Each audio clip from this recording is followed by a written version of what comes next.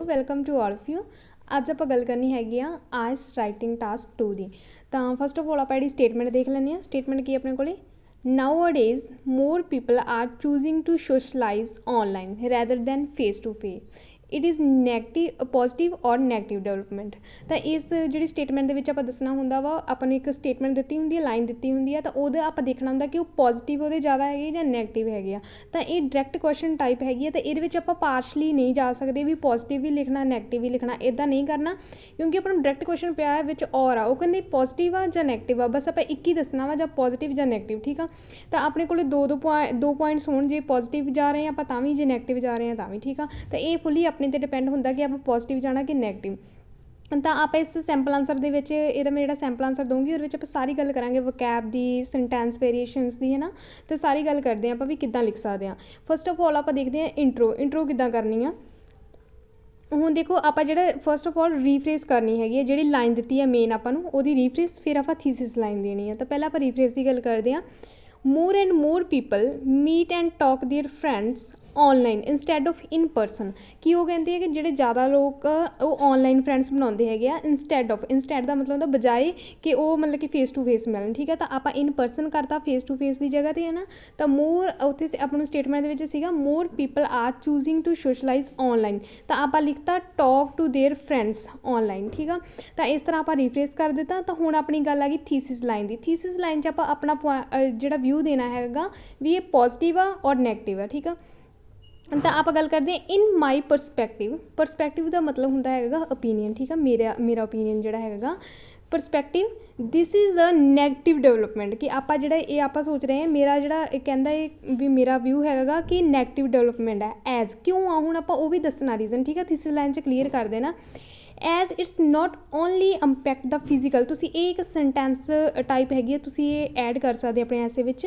Note only, ਹੈ ਨਾ, ਅਤੇ ਬਟ ਆਲਸੋ। ਠੀਕ ਆ, ਅਤੇ ਇਹਦੇ ਵਿੱਚ ਤੁਸੀਂ ਦੋਨੋਂ ਲਿਖ ਸਕਦੇ ਹਾਂ। ਦੇਖਦੇ ਹਾਂ ਆਪਾਂ ਕਿੱਦਾਂ ਯੂਜ਼ ਕਰਨਾ ਇਹਦਾ। It is not only impact the physical health, ਇਹ ਇਕੱਲਾ ਫਿਜ਼ੀਕਲ ਹੈਲਥ 'ਤੇ ਇੰਪੈਕਟ ਨਹੀਂ ਪਾਉਂਦੀ human ਬੀਂਗਸ the, but also put them into isolation. ਠੀਕ ਆ, ਤਾਂ ਆਈਸੋਲੇਸ਼ਨ ਦਾ ਮਤਲਬ ਹੁੰਦਾ ਇਕਾਂਤਵਾਸ। ਠੀਕ ਆ, ਵੀ ਇਕੱਲੇ ਮਤਲਬ ਇਕੱਲਾ ਰਹਿਣ ਵਾਲਾ। ਅਤੇ ਇਹਦੇ ਵਿੱਚ ਇੱਦਾਂ ਆਪਾਂ ਜਿਹੜੀ ਥੀਸਿਸ ਲਾਈਨ ਦੇ ਦਿੱਤੀ ਹੈ ਅਤੇ ਇੰਟਰੋ ਦੇ ਦਿੱਤੀ ਹੈ। ਹੁਣ ਆਪਾਂ ਗੱਲ ਕਰਦੇ ਹਾਂ BP ਫਰਸਟ ਦੀ। ਠੀਕ ਆ, ਤਾਂ ਦੋਨੋਂ ਹੀ ਆਪਾਂ ਨੈਗੇਟਿਵ ਬਣਾਵਾਂਗੇ। ਜਦੋਂ ਆਪਾਂ ਥੀਸਿਸ ਲਾਈਨ 'ਚ ਕੰਪਲੀਟਲੀ ਕਲੀਅਰ ਕਰਤਾ ਕਿ ਨੈਗੇਟਿਵ ਹੈਗੀ ਆ, ਤਾਂ ਆਪਾਂ BP1 ਵੀ ਜਿਹੜਾ ਪੁਆਇੰਟ ਦੇਵਾਂਗੇ, ਹੈ ਨਾ, ਕਿ ਨੈਗੇਟਿਵ ਹੀ ਦੱਸਾਂਗੇ ਕਿਉਂ, ਅਤੇ BP2 ਦੇ ਵਿੱਚ ਵੀ। ਅਤੇ ਉਹ ਪੁਆਇੰਟ ਆਪਾਂ ਕਿਹੜੇ ਦੇਣੇ ਆ, ਇੱਕ ਫਿਜ਼ੀਕਲ ਹੈਲਥ, ਐਗਜ਼ਾਮੀਨਰ ਨੂੰ ਇੱਥੋਂ ਹੀ ਕਲੀਅਰ ਹੋ ਗਿਆ ਕਿ ਆਪਾਂ ਕੀ ਕਰਾਂਗੇ BP1 'ਚ ਗੱਲ, ਅਤੇ BP2 ਵਿੱਚ ਕੀ ਗੱਲ ਕਰਾਂਗੇ। BP1 'ਚ ਗੱਲ ਕੀਤੀ ਆਪਾਂ ਫਿਜ਼ੀਕਲ ਹੈਲਥ 'ਤੇ ਜਿਹੜੇ ਵੀ ਇਸ਼ੂਜ਼ ਹੁੰਦੇ ਆ, ਹੈ ਨਾ, ਉਹਦੀ ਗੱਲ ਕਰਾਂਗੇ।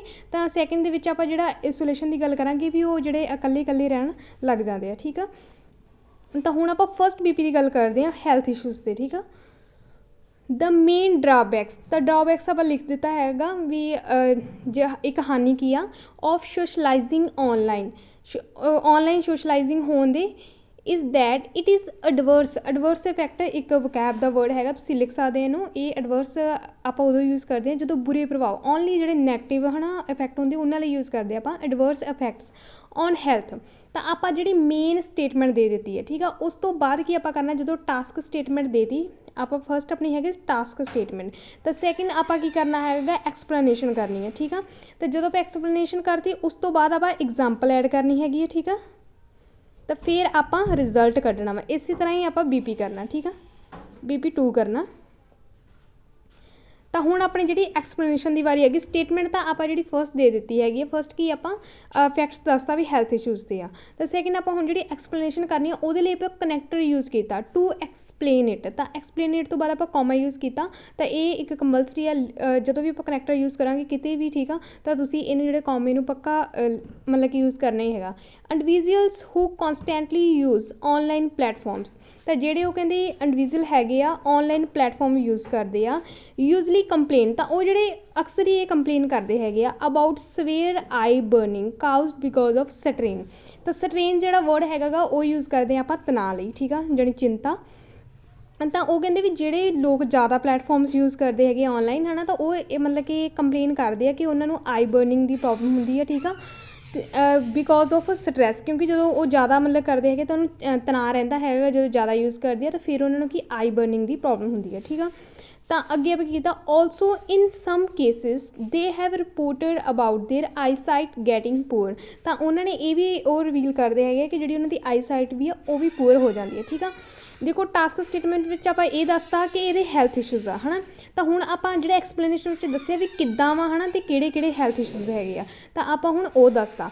ਤਾਂ ਹੁਣ ਆਪਣੀ ਆ ਗਈ ਐਗਜ਼ਾਮਪਲ ਦੀ ਵਾਰੀ। ਹੁਣ ਟਾਸਕ ਸਟੇਟਮੈਂਟ ਹੋ ਗਈ ਤਾਂ ਆਪਣੀ ਐਕਸਪਲੇਨੇਸ਼ਨ ਹੋ ਗਈ। ਠੀਕ ਆ, ਤਾਂ ਹੁਣ ਆਪਣੀ ਗੱਲ ਆ ਗਈ ਐਗਜ਼ਾਮਪਲ ਦੀ। ਤਾਂ ਐਗਜ਼ਾਮਪਲ ਐਡ ਕਰਦੇ ਹਾਂ। For example a recent survey conducted. ਤਾਂ ਇੱਥੇ ਤੁਸੀਂ ਜਿਹੜੇ ਐਗਜ਼ਾਮਪਲ ਐਡ ਕਰਨੇ, ਤੁਸੀਂ ਰੀਸੈਂਟਲੀ ਜਿਹੜੀ ਸਟੱਡੀ ਵੀ ਕਹਿ ਸਕਦੇ ਹਾਂ, ਕੋਈ ਸਰਵੇ ਵੀ ਕਹਿ ਸਕਦੇ ਹਾਂ, ਕੁਛ ਵੀ, ਬਸ ਜਿਹੜੀ ਆਪਾਂ ਐਡ ਕਰਦੇ ਹਾਂ ਐਗਜ਼ਾਮਪਲ, ਉਹਦੇ 'ਚ ਇਹੀ ਧਿਆਨ ਰੱਖਣਾ ਕਿ ਉਹ ਐਗਜ਼ਾਮਪਲ ਆਪਣੀ ਪਰਸਨਲ ਨਾ ਹੋਵੇ। ਠੀਕ ਆ, ਸਪੀਕਿੰਗ ਦੇ ਵਿੱਚ ਆਪਾਂ ਜਿਹੜੀ ਪਰਸਨਲ ਐਗਜ਼ਾਮਪਲ ਦਿੰਦੇ ਹੁੰਦੇ ਹਾਂ, ਉਹ ਉੱਥੇ ਆਪਾਂ ਐਗਜ਼ਾਮਪਲ ਪਰਸਨਲ ਦੇ ਸਕਦੇ ਜਿਵੇਂ ਕਿ ਫੋਲੋਅਪਸ ਦੇ ਵਿੱਚ, ਬਟ ਜਿਹੜੀ ਰਾਈਟਿੰਗ ਦੇ ਵਿੱਚ ਹੁੰਦਾ ਇਹ ਆਪਾਂ ਪਰਸਨਲ ਨਹੀਂ ਕਰਨੀ ਹੈਗੀ। ਠੀਕ ਆ, ਤਾਂ ਇਸ ਕਰਕੇ ਆਪਾਂ ਹਮੇਸ਼ਾ ਕੋਸ਼ਿਸ਼ ਕਰਨੀ ਹੈਗੀ ਕਿ ਵਰਲਡ ਵਾਈਡ ਹੋਵੇ ਇਹ ਆਪਣੀ ਜਿਹੜੀ ਹੈਗੀ ਜਾਂ ਕਿਸੇ ਕੰਟਰੀ ਦੀ ਸਪੈਸ਼ਲ, ਤਾਂ ਇੱਦਾਂ। ਠੀਕ ਆ, ਤਾਂ ਹੁਣ ਆਪਾਂ ਕਹਦੇ conducted by Indian Institute of Technology. ਤਾਂ ਇਹ ਇੱਕ ਸਰਵੇ ਜਿਹੜਾ ਸੀਗਾ ਇੰਡੀਅਨ ਇੰਸਟੀਟਿਊਟ ਆਫ ਟੈਕਨੋਲੋਜੀ ਜਿਹੜੀ ਸੀਗੀ, ਇੰਡੀਅਨ ਦੀ ਇੰਸਟੀਟਿਊਟ ਸੀਗੀ ਟੈਕਨੋਲੋਜੀ ਦੀ, ਉਹਨੇ ਜਿਹੜਾ ਸਰਵੇ ਕੰਡਕਟ ਕੀਤਾ। ਕੀ ਕੀਤਾ, that individuals who stay connected with online applications. ਅਤੇ ਜਿਹੜੇ ਇੰਡੀਵਿਜੂਅਲ ਹੈ ਨਾ ਉਹ ਕਨੈਕਟਡ ਰਹਿੰਦੇ ਆ, ਹੈ ਨਾ, ਔਨਲਾਈਨ ਐਪਲੀਕੇਸ਼ਨਸ ਨਾਲ। ਦੇਖੋ ਆਪਾਂ ਚੇਂਜ ਕਰਦੇ ਆ ਰਹੇ ਹਾਂ, ਆਪਾਂ ਇੱਥੇ ਹੁਣ ਔਨਲਾਈਨ ਐਪਲੀਕੇਸ਼ਨ ਯੂਜ਼ ਕਰ ਲਿਆ, ਕਿਤੇ ਆਪਾਂ ਯੂਜ਼ ਕਰ ਰਹੇ ਹਾਂ, ਹੈ ਨਾ, ਵੀ ਔਨਲਾਈਨ ਉਹ ਫਰੈਂਡਸ ਬਣਾ ਰਿਹਾ, ਥੋੜ੍ਹਾ ਥੋੜ੍ਹਾ ਜਿਹੜਾ ਵਕੈਬ ਦਾ ਆਪਾਂ ਪਾਰਟ ਯੂਜ਼ ਕਰਦੇ ਪਏ ਹਾਂ। ਠੀਕ ਆ, are more affected by disease as compare to others. ਤਾਂ ਡਿਸੀਜ਼ ਦਾ ਮਤਲਬ ਹੁੰਦਾ ਬਿਮਾਰੀਆਂ। ਠੀਕ ਆ, ਕਿ ਉਹ ਜ਼ਿਆਦਾ ਇਫੈਕਟਿਵ ਆ ਹੋਰਾਂ ਨਾਲੋਂ। ਠੀਕ ਆ, ਤਾਂ ਤੁਸੀਂ ਇਹ ਵੀ ਇੱਕ ਜਿਹੜਾ ਸੈਂਟੈਂਸ ਟਾਈਪ ਆ ਐਡ ਕਰ ਸਕਦੇ ਹਾਂ, ਐਜ਼ ਕੰਪੇਅਰ ਟੂ। ਠੀਕ ਆ, ਤਾਂ ਆਪਾਂ ਕੋਈ ਵੀ ਲਾਈਨ ਲੈ ਕੇ ਜਦੋਂ ਆਪਾਂ ਕਿਸੇ ਦੋ ਮਤਲਬ ਚੀਜ਼ਾਂ ਦਾ ਕੰਪੈਰੀਜ਼ਨ ਕਰਨਾ ਹੋਵੇ ਕਿਸੇ ਨਾਲ, ਹੈ ਨਾ, ਤਾਂ ਫਿਰ ਆਪਾਂ ਲਿਖਦੇ ਹਾਂ ਐਜ਼ ਕੰਪੇਅਰ ਟੂ, ਜਿਹਦੇ ਨਾਲ ਵੀ ਕਰਨਾ ਹੋਵੇ। ਠੀਕ ਆ, ਤਾਂ ਹੁਣ ਆਪਣੀ ਜਿਹੜੀ ਟਾਸਕ ਸਟੇਟਮੈਂਟ ਹੋ ਗਈ, ਐਕਸਪਲੇਨੇਸ਼ਨ ਹੋ ਗਈ, ਜਾਣੀ ਕਿ ਸਪੋਰਟ ਆਈਡੀਆ ਆਪਾਂ ਦੇਤਾ, ਐਗਜ਼ਾਮਪਲ ਵੀ ਆਪਣੀ ਹੋ ਗਈ। ਠੀਕ ਆ, ਤਾਂ ਹੁਣ ਆਪਣਾ ਕੀ ਹੈਗਾ, ਰਿਜ਼ਲਟ ਰਹੇਗਾ ਵੀ ਇਸ ਚੀਜ਼ ਤੋਂ ਆਪਾਂ ਨੂੰ ਕੀ ਸਾਰੇ ਜਿੰਨਾ ਆਪਾਂ ਲਿਖਿਆ ਹੈਗਾ ਉਹ ਤੋਂ ਕੀ ਗੱਲ ਬਣਦੀ ਹੈਗੀ ਹੈ। ਠੀਕ ਆ, ਤਾਂ ਹੁਣ ਆਪਾਂ ਰਿਜ਼ਲਟ ਕਰਦੇ ਹਾਂ ਐਜ਼ ਅ ਰਿਜ਼ਲਟ। ਤਾਂ ਕਨੈਕਟਰ ਆਪਾਂ ਯੂਜ਼ ਕਰ ਲਿਆ ਐਜ਼ ਅ ਰਿਜ਼ਲਟ। ਠੀਕ ਆ, ਇੱਕ ਬੀਬੀ ਦੇ ਵਿੱਚ 4 ਕਨੈਕਟਰਸ ਆਪਾਂ ਯੂਜ਼ ਕਰਦੇ ਹੈਗੇ ਆ, ਜ਼ਿਆਦਾ ਵੀ ਕਰ ਸਕਦੇ, ਕਈ ਵਾਰ ਆਪਾਂ ਇਨ ਐਡੀਸ਼ਨ ਪਾ ਕੇ ਕਰ ਲੈਂਦੇ ਹੈਗੇ ਜਾਂ ਮੋਰ ਓਵਰ ਫਰਦਰ, ਹੈ ਨਾ। ਤਾਂ ਉਹਦੇ ਬਾਅਦ ਆਪਾਂ ਕੌਮਾ ਜ਼ਰੂਰ ਯੂਜ਼ ਕਰਨਾ ਹੈਗਾ।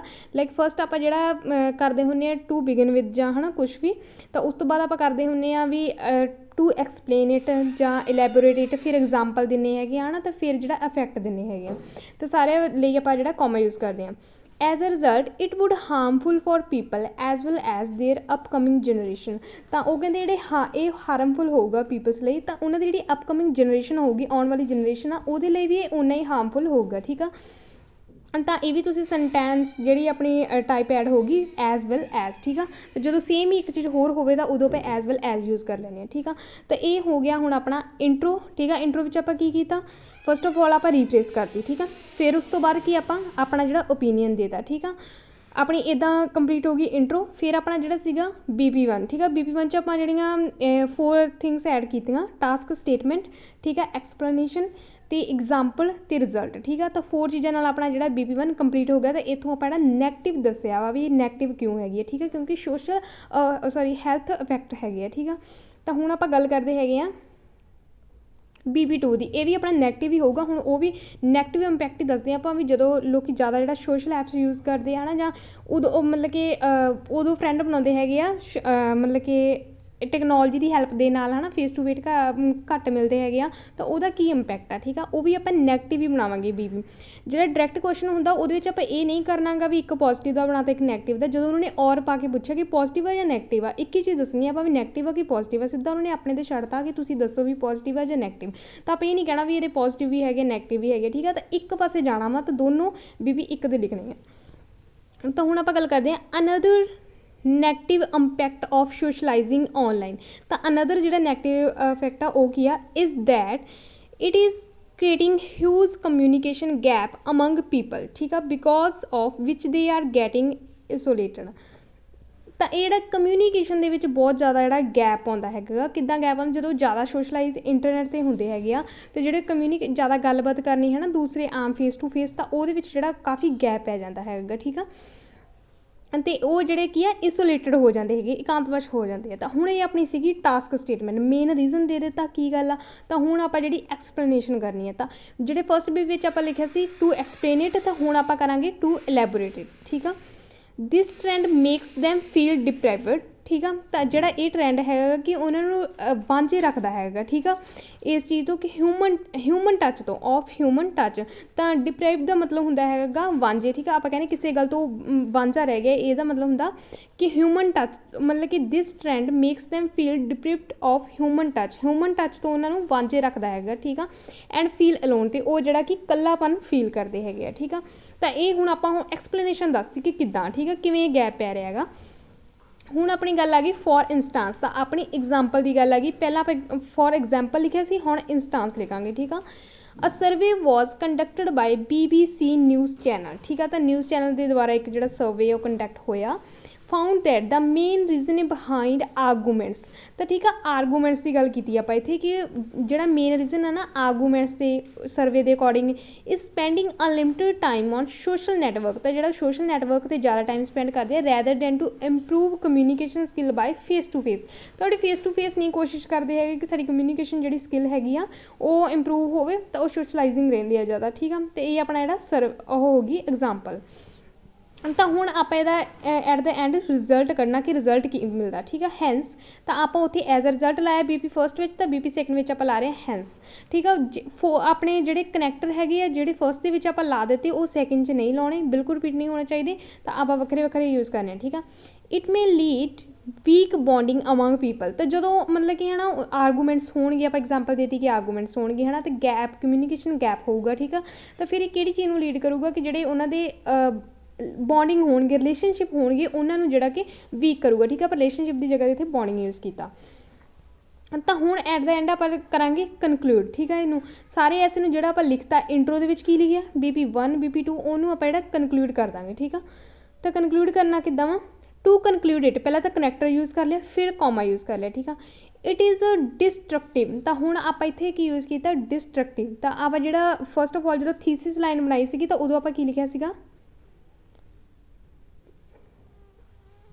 ਇਨ my perspective this is a negative. ਤਾਂ ਇੱਥੇ ਆਪਾਂ ਜਦੋਂ ਨੈਗੇਟਿਵ ਯੂਜ਼ ਕੀਤਾ ਤਾਂ ਹੁਣ ਆਪਾਂ ਜਿਹੜਾ ਕਨਕਲੂਜਨ ਦੇ ਵਿੱਚ ਫਿਰ ਇਹੀ ਗੱਲ ਕਹਾਂਗੇ ਵੀ ਇਟ ਇਜ਼ ਨੈਗੇਟਿਵ ਹੈ ਨਾ, ਤਾਂ ਰਿਪੀਟ ਹੋ ਜਾਊਗਾ। ਤਾਂ ਆਪਾਂ ਇਹ ਕੀ ਕੀਤਾ ਗਾ, ਤਾਂ ਇੱਥੇ ਆਪਾਂ ਲਿਖਤਾ ਡਿਸਟਰਕਟਿਵ। ਠੀਕ ਆ, progress because it put impact on relationship. ਤਾਂ ਆਪਣਾ ਜਿਹੜਾ ਇਹ ਵੀ ਆਪਾਂ ਕਿਹਾ ਸੀ ਨਾ ਕਿ ਬੌਂਡਿੰਗਸ 'ਤੇ, ਜਦੋਂ ਉੱਥੇ ਆਪਾਂ ਬੌਂਡਿੰਗ ਯੂਜ਼ ਕੀਤਾ। ਠੀਕ ਆ, ਤਾਂ ਇੱਥੇ ਆਪਾਂ ਰਿਲੇਸ਼ਨਸ਼ਿਪ ਯੂਜ਼ ਕਰਤਾ, ਤਾਂ ਚੇਂਜ ਹੋ ਗਿਆ ਵਰਡ। ਤਾਂ relationship and it gives birth to unhealthy life style. ਤਾਂ ਜਿਹੜਾ ਅਨਹੈਲਥੀ ਲਾਈਫ ਸਟਾਈਲ ਨੂੰ ਵੀ ਦਿੰਦਾ, ਜਦੋਂ ਮਤਲਬ ਕਿ